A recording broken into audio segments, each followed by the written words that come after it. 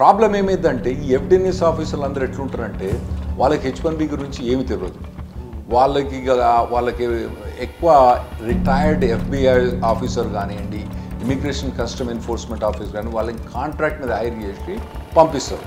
పంపించినప్పుడు వాడు వచ్చేమంటాడు, వీడు వచ్చి వాన్ ఎంప్లాయ్మెంట్ ఏంది, అక్కడ పని చేస్తుండా చేస్తలేడా, అది స్పెషాలిటీ ఆక్యుపేషనా కాదా, దానికన్నా ఎక్కువ నువ్వు ఎప్పటి నుంచి వచ్చినావు, నువ్వు 10 ఏళ్ళ నుంచి ఉంటానవా, మొత్తం ఇన్కమ్ ట్యాక్స్లు ఇయ్యి, నాకు మొత్తం నీ బ్యాంక్ స్టేట్మెంట్స్ ఇయ్యి, నీ W2 ఫామ్స్ ఇయ్యి, వచ్చిన కాంచి ఇప్పటిదాకా ఎంప్లాయీస్ మొత్తం లిస్ట్ చెప్పు, ఎండ్ క్లయింట్స్ లిస్ట్ చెప్పు అని మొత్తం మొదలు పెడతాడు. హాయ్ హలో నమస్తే, welcome back to iDream media. ఈరోజు మనతో ఉన్నారు ఏ పర్సన్ అయితే 30 ఇయర్స్గా లా ప్రాక్టీస్ చేస్తూ ముఖ్యంగా ఇమిగ్రేషన్ లాయర్గా స్పెషాలిటీ పొందిన రాహుల్ రెడ్డి గారు. సో ఆయనతో మనం H1Bకి సంబంధించిన లేటెస్ట్ అప్డేట్స్ అన్ని కూడా తెలుసుకుందాం. So welcome to this episode. Hi sir. బాగున్నా అండి. ఫస్ట్ ఆఫ్ ఆల్ ఇక్కడికి మీరు రావడం అనేది we are very happy. Thanks for inviting. So first thing, H1Bకి సంబంధించిన ఇన్ఫర్మేషన్ మీ దగ్గర నుంచి తీసుకోవాలనుకుంటున్నాను. అందులోనూ న్యూ ఇయర్ ఈస్ కమింగ్ 2025, దానికి సంబంధించిన latest updates, new rules, regulations, policies ఏ విధంగా ఉండబోతున్నాయి? ఇప్పుడు ఫస్ట్ బైడెన్ అడ్మినిస్ట్రేషన్ జనవరి 20th ఖతమవుతుంది. కొత్త అడ్మినిస్ట్రేషన్, ట్రంప్ అడ్మినిస్ట్రేషన్ జనవరి 20th వస్తుంది. అయితే నిన్న వాళ్ళు ఏం చేసినంటే పబ్లిష్ చేసిన రెగ్యులేషన్స్, వాళ్ళు పబ్లిష్ చేసినది రేపు పబ్లిష్ చేస్తా అని, ఫెడరల్ రిజిస్టర్లో రేపు పబ్లిష్ చేస్తా అని రెగ్యులేషన్స్, ఫైనల్ రెగ్యులేషన్స్ పబ్లిష్ చేసిండ్రు. సో ఇవి పబ్లిష్ చేస్తారు రేపు. పబ్లిష్ చేస్తే దట్ మీన్స్ ఇక్కడ నుంచి 30 days తర్వాత ఇవి ఎనాక్ట్ అవుతాయి. ఆ రెగ్యులేషన్స్ ప్రకారం ఏంటంటే ఇప్పటి నుంచి 30 days తర్వాత ఎనాక్ట్ అవుతాయి. అంటే జనవరి 17th కానీ జనవరి 18th కానీ జనవరి 17th ఇవి యాక్టివేట్ అవుతాయి, కొత్త రెగ్యులేషన్స్ అని వచ్చేస్తాయండి. సో ఆ తర్వాత ట్రంప్ గవర్నమెంట్ రాబోతుంది. అవునండి. సో ఎటువంటి చేంజెస్ ట్రంప్ గవర్నమెంట్ చేయలేదంటారా? చేయొచ్చు. రెగ్యులేషన్స్ అనేవి ఒక ప్రాసెస్ ఉంటుందండి. ఇప్పుడు నార్మల్గా లెజిస్లేషన్ అంటే లా అన్నది కాంగ్రెస్, అంటే మీరు ఇక్కడ పార్లమెంట్ అంటారు, మేము కాంగ్రెస్ అంటాం. కాంగ్రెస్ పాస్ చేస్తుంది అన్నట్టు.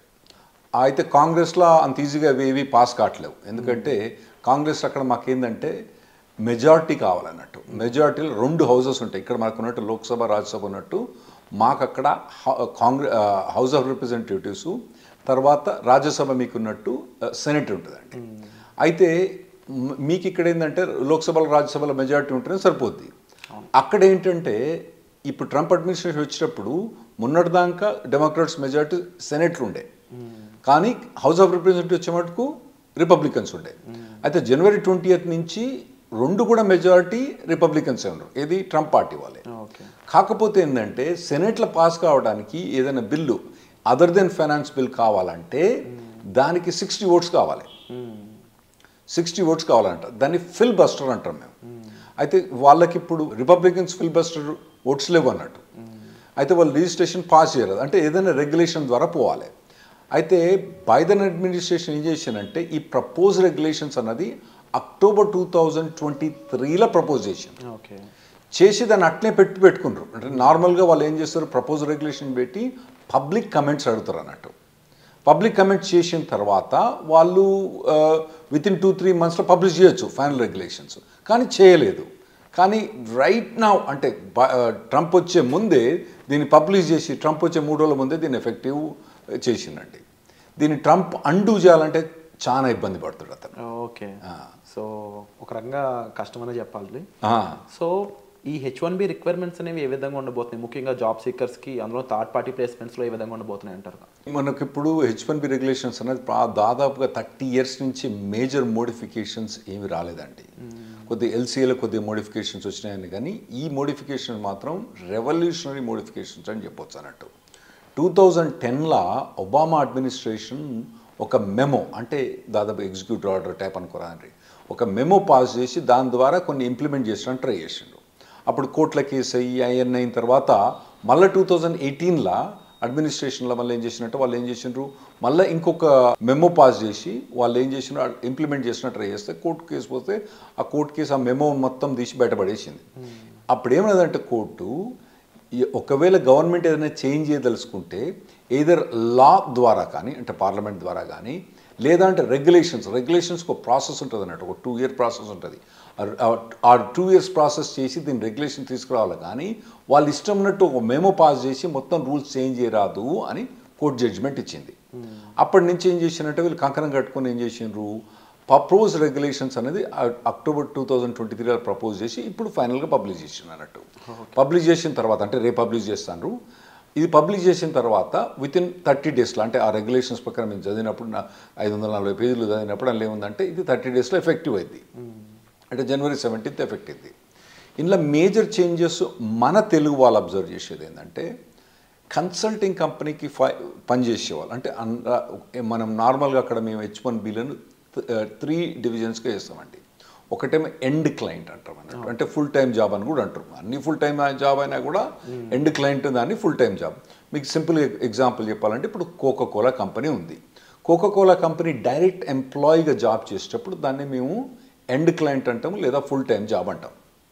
ఓకే, తర్వాత కోకోకోలాలో ఇంప్లిమెంటేషన్ పార్ట్నర్స్ ఉంటారు. ఇంప్లిమెంటేషన్ పార్ట్నర్స్ అంటే టిపికల్గా కాగ్నిజెంట్ కానివ్వండి, ఇన్ఫోసిస్ కానివ్వండి, డెలాయిట్ కానివ్వండి, ఇటువంటి కంపెనీస్ అన్నీ కూడా ఇంప్లిమెంటేషన్ పార్ట్నర్స్ అని అంటారు అన్నట్టు. అవి కూడా కన్సల్టింగ్ కంపెనీసే. ఓకే, సో వాటిని ఇంప్లిమెంటేషన్ పార్ట్నర్స్ అంటాం మేము. ఆ తర్వాత ఏమైందంటే కన్సల్టింగ్ కంపెనీస్ అంటాం అన్నట్టు. అంటే చిన్న చిన్న కంపెనీ, ఒక ఏబీసీ కన్సల్టింగ్ కంపెనీ ఒక ఇండివిజువల్ని కోకోకోలా ప్లేస్ చేసేటప్పుడు ఏం చేస్తుంది, ఫస్ట్ డెలాయిట్ దగ్గర కాంట్రాక్ట్ తీసుకొని, డెలాయిట్ మళ్ళీ ఆల్రెడీ మనకు కోకోకోలాతో కాంట్రాక్ట్ ఉంటుంది కాబట్టి దాన్ని అంటే ఒక లేయర్ ద్వారా కోకోకోలా పెడతారు అన్నట్టు.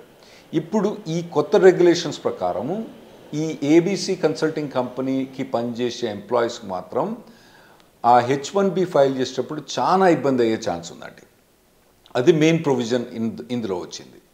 కొన్ని చిన్న చిన్న వేరే ప్రొవిజన్స్ ఏమున్నాయంటే F1 వీసా వాళ్ళకు కొద్దిగా ట్రాన్సిట్ అంటే వాళ్ళకి ఆల్రెడీ జాబ్ ఉండి H1 మూవ్ అవడానికి ఏమి ఇబ్బంది లేకుండా కొద్దిగా బెటర్ చేసిండ్రండి ఇంప్రూవ్మెంట్. ఇంకోటి ఏంటంటే FDNS ఫ్రాడ్ డిటెక్షన్ అని ఒకటి ప్రొవిజన్ పెట్టిందండి. ట్రంప్ అడ్మినిస్ట్రేషన్ ఏం చేసిందంటే అప్పుడు ట్రంప్ అడ్మినిస్ట్రేషన్ ఉన్నప్పుడు ఒక ఇమిగ్రేషన్ ఆఫీసర్ వచ్చి ఒక ఎంప్లాయీ దగ్గర కానీ ఎంప్లాయర్ దగ్గర కానీ ఎండ్ క్లయింట్ దగ్గర కానీ అంటే కోకోకోలా దగ్గర కానివ్వండి, ఏబీసీ కన్సల్టింగ్ అని మనం ఒక ఎగ్జాంపుల్ చెప్తున్నాం కదా. తర్వాత మన పనిచేసే H1B అబ్బాయి దగ్గరకు కూడా పోయి వాళ్ళు క్వశ్చన్స్ అడిగేది అన్నట్టు. ఆ క్వశ్చన్స్ అడిగేటప్పుడు వాళ్ళు ఏం చేసిండ్రంటే అది వాలంటరీ అని పెట్టింది అన్నట్టు. ఎందుకంటే దాన్ని మ్యాండేటరీ చేసింది అనుకోండి కోర్టు పీసి పక్కన పడేస్తుంది. ఎందుకంటే మీరు రెగ్యులేషన్ ద్వారా పోలేదు కాబట్టి అది మ్యాండేటరీ చేయకూడదు, దాన్ని వాలంటరీ అని పెట్టినారు. కాకపోతే ఏమైందంటే వాడు గన్ పట్టుకొని వచ్చిన రాగానే మనలో అందరూ భయపడేది అన్నట్టు. సో దాన్ని మెల్లమెల్లగా అందరూ ఎడ్యుకేట్ అయిపోయారు. అరే నాయన వాడు వచ్చినా అడిగినా మనం అవసరం లేదు ఆన్సర్ చెప్పడానికని ఫ్రాడ్ డిటెక్షన్ యూనిట్ అని పెట్టినట్టు. అది మెల్లగా వాటర్ డౌన్ అయిపోయింది. ఎందుకంటే ఎంప్లాయర్స్ కానీ ఎండ్ క్లయింట్స్ కానీ ఎంప్లాయీస్ కానీ అందరు ఎడ్యుకేట్ అయిపోయారు. అరే ఎందుకురా నాయన వాడు వెబ్సైట్లో క్లియర్గా చెప్పేసిండు కదా వాలంటరీ అని, మీరు ఎందుకు చేస్తారంటే అది వాటర్ డౌన్ అయిపోయింది. ఇప్పుడు వాడిని రెగ్యులేషన్ ద్వారా తీసుకొచ్చిండ్రు. రెగ్యులేషన్ ద్వారా తీసుకొచ్చినప్పుడు ఏమైందంటే ఇప్పుడు మ్యాండేటరీ అయిపోయింది అన్నట్టు. ఎంప్లాయర్స్ అంటే ఏబీసీ కన్సల్టింగ్ కంపెనీ కనుక ఒకవేళ కోఆపరేట్ చేయకపోతే వాళ్ళ కంపెనీ H1B డినై చేస్తారు. ఎంప్లాయీ మనోడున్నాడు, శ్రీనివాసరావు గారు ఉన్నారు, శ్రీనివాసరావు గారి దగ్గర పోయినప్పుడు అడిగినప్పుడు శ్రీనివాసరావు కనుక మొత్తం జవాబు చెప్పకపోతే ఆ H1B డినై చేస్తారు. అట్లా ప్రొవిజన్ పెట్టింది అన్నట్టు. ఇదివరకు ఏంటంటే మనకి FDNS అనేది ప్రతి 20 కేసులకు ఒక కేసుకు FDNS అయ్యేది. ఇప్పుడు వాళ్ళు దాన్ని FDNSను ఎలాబరేట్ చేసి వాళ్ళు ఇంకేమంటారంటే consulting companies, specially ABC consulting company, నేను డెలాయిట్ అంటలేను, ఇప్పుడు కోకోకోలా డెలాయిట్లో ఏబీసీ ఉంది కదా. ఓకే, దాంట్లో ఏబీసీ కన్సల్టింగ్ కంపెనీ కనుక ఫైల్ చేస్తే FDNS అన్నది మ్యాండేటరీ అంటే కంపల్సరీ అని వాళ్ళు ఇప్పుడు ప్రొవిజన్ పెడతాను నేను. సో ఇవన్నీ ఎట్లా ఇంప్లిమెంట్ అవుతుంది అన్నది మేము చూడాలి వాళ్ళు ఇంప్లిమెంట్ చేసినప్పుడు. ప్రాబ్లం ఏమైందంటే ఈ FDNS ఆఫీసర్లు అందరూ ఎట్లుంటారంటే వాళ్ళకి H1B గురించి ఏమి తెలియదు. వాళ్ళకి ఎక్కువ రిటైర్డ్ FBI ఆఫీసర్ కానివ్వండి, ఇమిగ్రేషన్ కస్టమ్ ఎన్ఫోర్స్మెంట్ ఆఫీసర్ కానీ వాళ్ళని కాంట్రాక్ట్ మీద హైర్ చేసి పంపిస్తారు.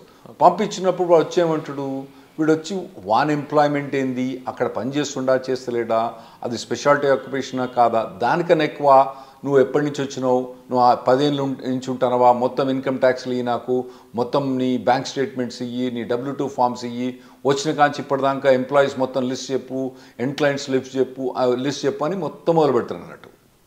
అయితే నార్మల్గా ఎఫ్డిఎన్ఎస్ ప్రొవిజన్ ప్రకారం ఓన్లీ ఆ పర్టికులర్ ఎంప్లాయీ ఆ పర్టికులర్ ఎండ్ క్లయింట్ దగ్గర పనిచేసేటప్పుడు ఒకవేళ అక్కడ స్పెసిఫిక్ డిగ్రీ అవసరం ఉందా అవసరం లేదా అని అడగటానికి వాళ్ళకి రైట్ ఉండే. కానీ ఇందులో చాలా వాడు ఎలాబరేట్ చేసి వాళ్ళు ఎఫ్డిఎన్ఎస్ ఆఫీసర్స్ వచ్చి అడిగేది. ఇంకోటి ఎంప్లాయర్ దగ్గర పోయినప్పుడు కూడా ఆ ఒక్క పర్టికులర్ ఎంప్లాయర్ కాకుండా 100 మంది ఎంప్లాయీస్ ఉన్నారనుకోండి, అందరు ఎంప్లాయీస్ లిస్ట్ ఎక్కడెక్కడ పనిచేస్తా అని చెప్పని వాళ్ళు కొద్దిగా హరాస్ చేసేది అన్నట్టు. మెల్లగా ఎంప్లాయీస్ అందరూ ఎడ్యుకేట్ అయ్యారు. కానీ ఇప్పుడు ఈ ప్రొవిజన్ ప్రకారం రెగ్యులేషన్స్ పాస్ చేసిన దాంట్లో ఎఫ్డిఎన్ఎస్ పోయి అక్కడ ఎంక్వైరీ చేయాలనే ఉంది, కానీ వాళ్ళకి క్లియర్ డైరెక్షన్స్ అన్నది ఇందులో ఎక్కువ ఇవ్వలేదు. వాళ్ళు అప్పుడు ఏం చేస్తారంటే వాళ్ళు ఎక్కువ క్వశ్చన్స్ అడిగి అన్నెసెసరీగా బర్డెన్ చేస్తారు అన్నట్టు. ఇంకోటి ఇందులో ఏంటంటే నార్మల్గా నేనేం చెప్పినప్పుడు ABC consulting company, Deloitte, Coca Cola ఉన్ను శ్రీనివాసరావు అంటే ఈ నలుగురిట్లో కూడా వాడు ఎఫ్డిఎన్ఎస్ ఆఫీసర్ ఇంటర్వ్యూ చేయొచ్చు. సరే ఏబీసీ కన్సల్టింగ్ కంపెనీ అంటే సరే కంపెనీ ఎంప్లాయీస్ అందరూ వాళ్ళు కోఆపరేట్ చేస్తారు. శ్రీనివాసరావు గారు ఉన్నారు కదా, మరి శ్రీనివాసరావు గారు ఎంప్లాయీ కాబట్టి కోఆపరేట్ చేస్తారు.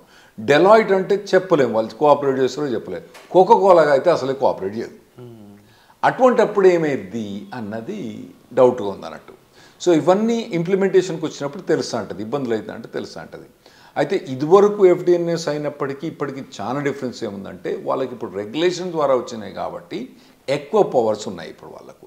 దీంతో మనకు చాలా ఇబ్బంది మన ఎంప్లాయీస్ కానీ చాలా ఇబ్బంది అయ్యే ఛాన్స్ ఉందండి. సో ఓవరాల్గా రిక్వైర్మెంట్స్ అనే పరంగా చూసుకున్నా లేకపోతే వచ్చే చేంజెస్ చూసుకున్నా అందులో మళ్ళీ మీరు కాంట్రాక్ట్ ఆఫీసర్స్ వస్తున్నారు అంటున్నారు. వాళ్ళు ఎటువంటి విధంగా అంటే వాళ్ళ విధానం ఏ విధంగా ఉంటుందో ఇంకా చూడాల్సి ఉంది. సో ఇంటిమిడియేటింగ్ ఉంటుందండి, ఇంకెక్కువ భయపెడతారు రెడ్డి గారు. వాళ్ళు ఈమెయిల్ చేసి ఏమంటారంటే నాకు వితిన్ 4 hours జవాబు చెప్పమంటారు. మేము ఇదివరకు ఏం చెప్పేదంటే మేము రెస్పాన్స్ ఏం చెప్పేది కదా, నేను అసలు జవాబు చెప్పేవాడిని కానీ మనం 4 గంటలు జవాబు చెప్పాలంటే నేను నా పనులు పెట్టుకుని నేను ఎట్లా జవాబు చెప్పాలి, ఇది వాలంటీర్ కదా వాళ్ళకి రెస్పాండ్ చేయమని చెప్పేది. సో ఇప్పుడు అట్లా చెప్పడానికి వీల్లేదు. మేము వాళ్ళకి గైడ్ లైన్స్ ఏమున్నాయో తెలియదు. వాడు 4 గంటలు అంటే మరి 4 గంటలు ఎప్పటి నుంచి ఇన్ఫర్మేషన్ అంతా తీసుకొచ్చి ఇవ్వాలి కదా వాడు. True sir. And somehow thank you so much for the information sir. So ఇంకా వచ్చే ఎపిసోడ్లో స్పెషల్ ఆక్యుపేషన్కి సంబంధించి H1Bకి ఏ విధంగా ఉంటాయో కూడా తెలుసుకుందాము. సో వచ్చే ఎపిసోడ్ కోసం stay tune. Thank you so much.